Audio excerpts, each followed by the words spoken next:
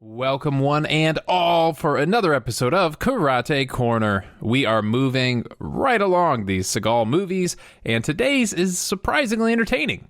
But not in like it's a good movie kind of way, but more like it's trying really hard to be a good movie and failing miserably kind of way. Because today we are watching Against the Dark. Seagal is a sword-fighting vampire killer, and it's got Keith David in it. He doesn't make the movie any better, but he is in this movie. Well, I, for one, can't wait to find out what kind of trench coat he's going to wear, so let's get to it, because this is Redeye Reviews.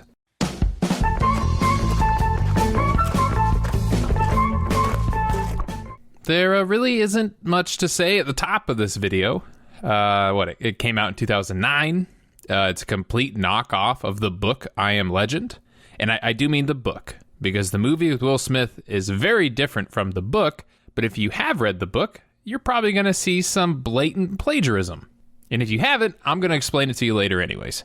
Okay, we start our movie off learning that they wrote the word vampire down in the script and then just sort of forgot. Because it looks like we're watching a zombie movie, which, don't get me wrong, that I'm not upset at all about that. I'd prefer a zombie movie if I'm being honest. We're not here to decide who's right or wrong. We're here to decide who lives and dies. Wow, Seagal sounds really strange in this movie. That's not his voice. Or maybe it's just been so long since we've heard his real voice. It just doesn't work for me anymore. It just doesn't. It just wasn't happening for me, dog. I mean... Is it a yes or no, Frank? It's gotta be no, dog. But Seagal plays a dude named Tao, who is a hunter. These people they're basically like Blade cosplayers that work for the military, and they run around in trench coats and they kill shit. We then meet our first little like gang of survivors. Standard cast of characters there. We see that they have found their way into this hospital. We get one of my favorite overly done apocalypse tropes, which is that in all of these movies, every room is just absolutely trashed. Like there isn't a single room that doesn't have like blood or poop or just straight up like organs. Like there's just literal trash all over the place because we all know apparently the future is a shithole. All I'm saying is I don't believe there is anyone out there who's going to help us. Hunters, ex-military guys who were trained to kill. Urban legend. You think it's an urban legend? You don't think that in this country, America, there aren't a bunch of nerds running around in leather trench coats swinging samurai swords? Because I can name 5 people that I know, personally, that would immediately go and do that exact thing. They might not last very long, but they would do it. But so these guys meet even more survivors in the hospital, and these two, they're like a married couple. His whole character trait is he just kind of sucks, and he's selfish. And her trait is like she's tired all the time. Like at every scene, she's dozing off or fighting, going to sleep. It's fantastic. But the hunters also end up in that hospital, but because the place is so massive, they don't meet each other for like 40 minutes. So this is 2 totally different stories.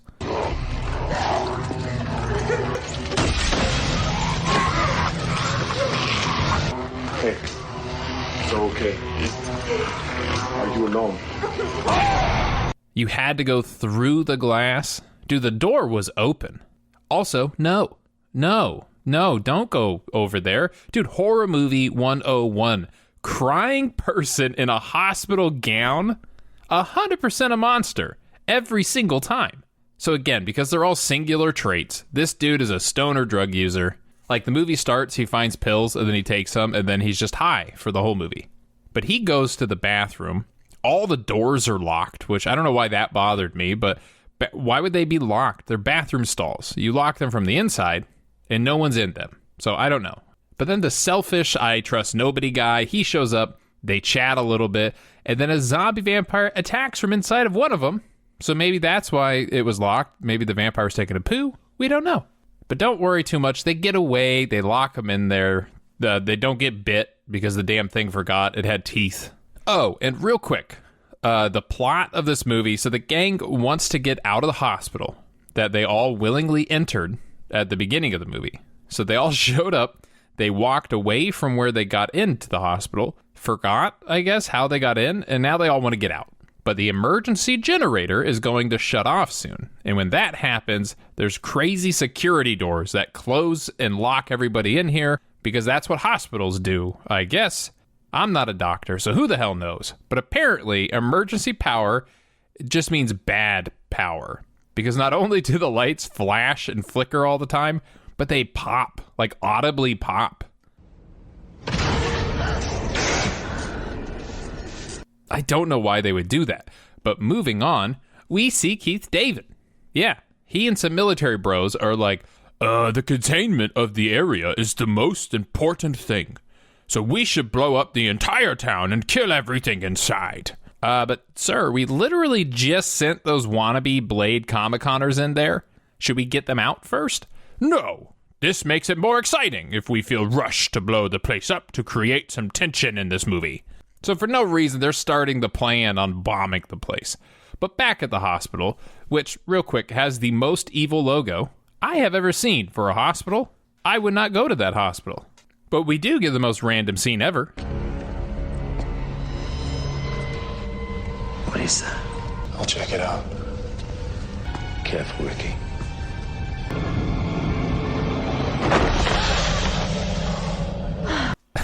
Okay, firstly, why would you be concerned about this at all? This is a hospital. You should be more surprised that it wasn't a human body under there. But more importantly, who cares? Either way, just leave the damn thing alone. What if there was a dead guy? Would everybody have reacted poorly? I don't know. It's stupid. We can't go back that way. Dorothy said that all these hallways lead to the same place. If they made it out, then we'll find them. And all the hallways lead to the same place, which, I don't think that's how hallways work. I could be wrong. I'm not an architect. I've never built a hallway. But then to prove this theory, they get trapped in a room. The door locks behind them somehow. Zombie vampire things show up. These three peace out immediately and just trap the others inside. So good going there. And then the others head out another door entirely. So not only did that room have 3 doors to enter it, but they all led to such completely different parts of the hospital that they can't find each other afterwards. So they just wander off in their own directions. And then the only action I can relate to in this whole movie is this guy going, I need to wash my hands. I have to wash my hands. You gotta be kidding. I could have blood on them, which I get that. For sure, I would be carrying Perel with me at all times in an apocalypse. And after last year, I have about 500 gallons of Perel. But then he goes into the bathroom, which nobody follows him in there. Like, people don't like following each other in this movie. And he meets this guy, who isn't evil at all. I hid here when I heard you coming. 3 is a good number. There is safety in numbers. Oh, no, wait. Yeah, he totally is evil. He even built a secret evil tunnel into the bathroom, I guess, for this exact scenario.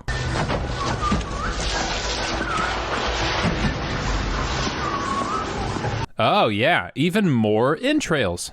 We got all these guts. We got no people anywhere nearby. I don't know where the guts came from. It's like somebody lost their guts mid-stride and then just carried on with their day. But then he gets tied up in some operating room, and this mouth rope thing is not flattering to his cheeks at all. Your jawline disappeared immediately. Did you get stung by a bee in both cheeks? You're looking a little bloated. But anyways, let's play some catch-up. Seagal, don't worry about Seagal. I know this is his movie. He hasn't been in much of it yet. He's just off killing shit. So really not much to talk about. This dude is tied up. These 3 were together, but at the first sign of danger, the girls ran off on their own, and then the drug user and the other girl, they're somewhere. They're wandering around here somewhere. And then at the next sign of danger, the girls split up even more. So now everybody is by themselves, except the stoner and that one lady. I'm gonna try and find the others. Just stay here and don't move. Okay, nope, strike that. They're separated now too. So literally everybody is now by themselves. But then because everyone in this movie just has like a slight level of narcolepsy, the little girl just decides that the middle of the hallway is a great place to take a nap.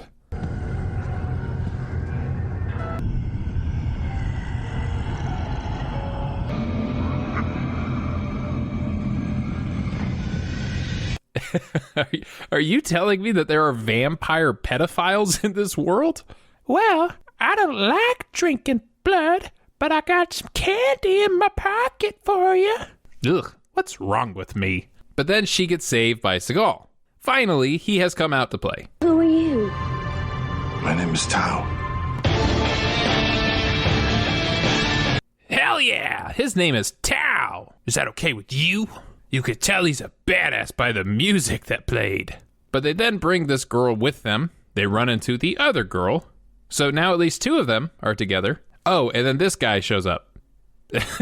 he just walked in like, hey, how's it going? So 3 of them are back together. Well, what are you gonna do? I'm going hunting. Yeah, Tao! You go hunting, bro. I hope this music plays after literally every line he says.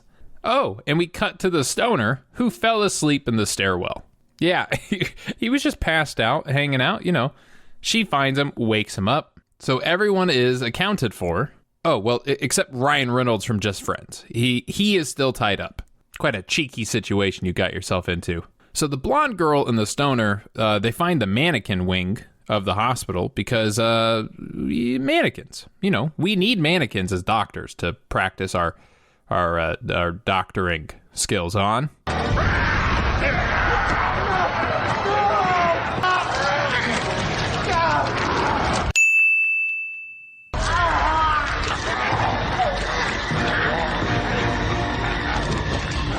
Okay, firstly, we all saw this coming. I'm amazed you made it as long as you did, dude. But secondly, and more importantly, I might add, they cut to a mannequin for like a reaction shot. Like they zoom in on her. I mean, she does look surprised, I guess. So she did as good of acting as anybody else has done in this movie. So we learn from the crazy guy that his daughter is infected, but she's not evil. Or she is evil, but she can control it. They don't explain it very well, but it literally doesn't matter because it does not come up. Who the fuck are you and what do you want? I'm the motherfucker that's gonna do you. And for real, that was the smartest decision Seagal has ever made in a movie. And honestly, that guy did all he could. He was like, well, Seagal loves knife fights. He could never resist a knife fight. And you know what, sir? In any other movie, you would be totally correct. But this pedophile vampire hunter Tao, he would never. So, yeah, that guy's dead. The little girl dies off screen. So she's dead. I told you it didn't come up. It doesn't matter. And now the group has this guy back. And then Single and a lone blondie gets chased by another zombie vampire, locks the door on him. What's the point of running anymore? Us, we think, we talk, we plan. And this one can talk. Yeah, none of them have spoken before this point. This one can talk. Come closer. I'll tell you a secret. Still stupid as ever, but he can talk. So she takes off running. But because what we learned from earlier, all the hallways in the hospital do go to the same place. Yeah, so she runs right into the group.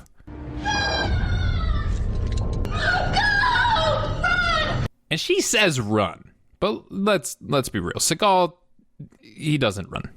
But, more importantly, he would never run, even if he could, because he has a gun. And then this dude who I haven't really talked about yet, but he's played by Tanoai Reed. He gets into a big fight with a bunch of zombies. He's dope. Like, he's the only good character in this whole movie. And fun fact, if you didn't know, Tanoai Reed is Dwayne Johnson's cousin and his stunt double in a lot of his movies. So that's cool. The gang all meets up at an elevator, and then what happens next I could only really describe as, I guess, on-set chemistry happened, or maybe like Seagal asked her on a date and she said no, or something like that. It's too late, man. She's gone. She didn't even cry out. Like, they wrote her character out of this movie in 10 seconds, flat. Tanoai just fought off like 10 dudes by himself. But this girl gets touched by one vampire, and it's all, leave her. She's already gone. But we can't even think about it long, because the next scene makes even less sense. So, the elevator gets stuck. So one of them needs to go down into the shaft and manually override like some kind of brake system thing. So this dude climbs down into like a bunch of water. Stinks.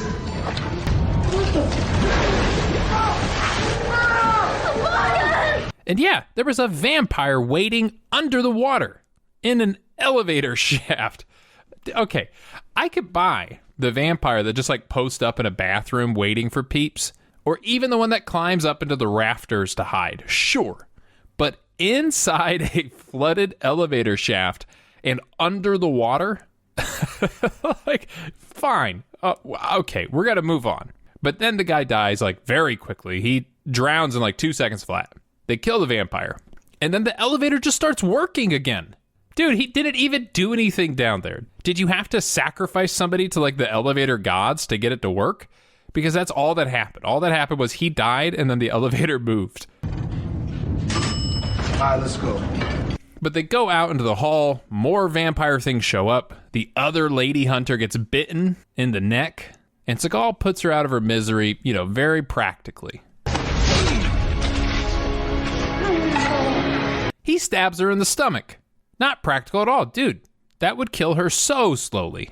Like, it's kind of a dick move there on your part, pal. We're going to talk about it later.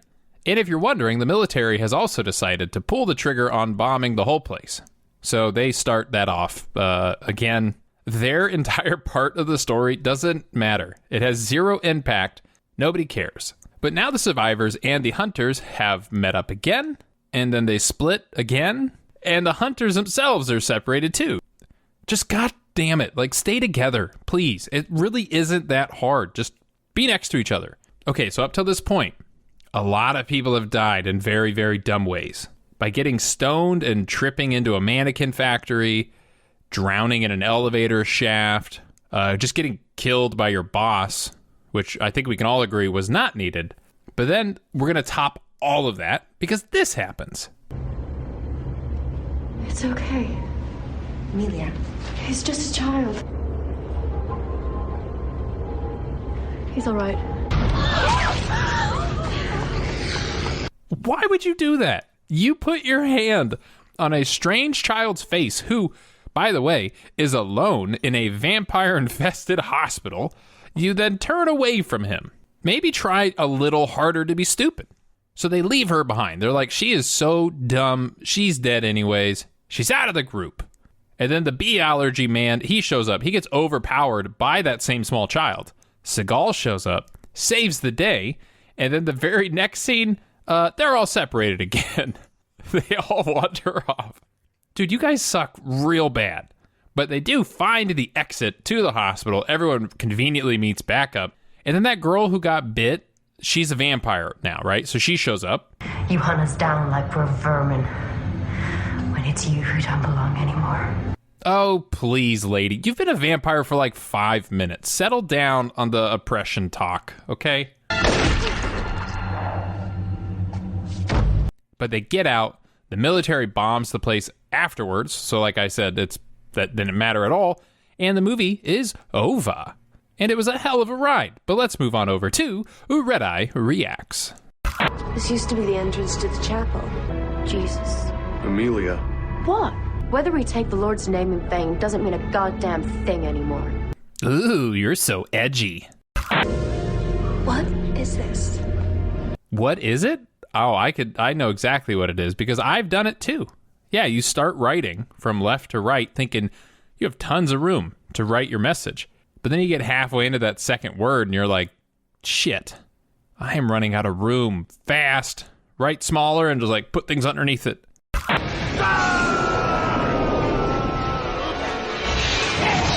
Not only did you not jump very far, you didn't jump very high either. That slow motion, I think, just made both of those things way more obvious.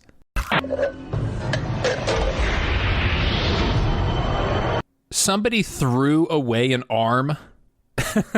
Like, firstly, why? Secondly, don't throw that shit away. Compost it, bro. 2021, be more environmentally friendly. Come here, boy. Listen, man. Come here, boy. Dude, this guy is at least 35. Seagal, you know that, right? Hey, thanks for helping us get out. Do you want like a ride? Nah, baby, I just go where the wind blows me. Okay, but you said that the base was like really far away. We have a truck. You could hop in it. It's all good in the hood, honeydew. All right, you're clearly not listening. Well, if the coat fits. Okay, real quick. I told you this movie stole like a ton of stuff from I Am Legend, the book, and I wanted to point it out. If you haven't read the book before, a very, very brief summary is that there's a virus, turns people into vampires. One dude is immune, and he spends his days going around and killing the vampires, and then he hides at night. They can speak, they torment him and stuff like that. We then learn that they aren't really vampires, but because of like mass hysteria, they think that they are vampires when they get infected. But in reality, it's like this bacteria that just kind of like eats their brain a little bit, and it freaks out in the sun. Then he meets this girl who is like the next evolution of the virus, because she's just kind of like a normal person, but she's a vampire. She says that they have developed a new society and that everyone is now afraid of him because they see him as the evil monster who runs around killing them in their sleep. He then realizes that he has lived long enough to become the monster and that they have become the new normal. That's like super rough summary, but that's the basics. And now I present to you that same story told through this movie. And everybody thinks that they're vampires, but they're not. They're mutants. But what's the myth based on? She's the next step in the evolution. She's infected, not able to rationalize. Us, we think, we talk, we plan. The change has already taken place. We really are the monsters now. You hunt us down like we're vermin. When it's you who don't belong anymore. If that isn't blatant, I don't know what is. But that is the movie. Thank you so much for watching. The next movie on the list is called Driven to Kill. An ex-Russian mobster is now a crime novelist and confronts his past when his family is targeted by violence. Okay, so a standard Seagal film. Got it. Excited to watch that, but thank you so much. Please subscribe if you haven't. I hope you liked the video. If you did, give it a thumbs up. Hit the bell to get reminded. Leave some comments. We will see you in the next one, and until then, stay happy and stay healthy.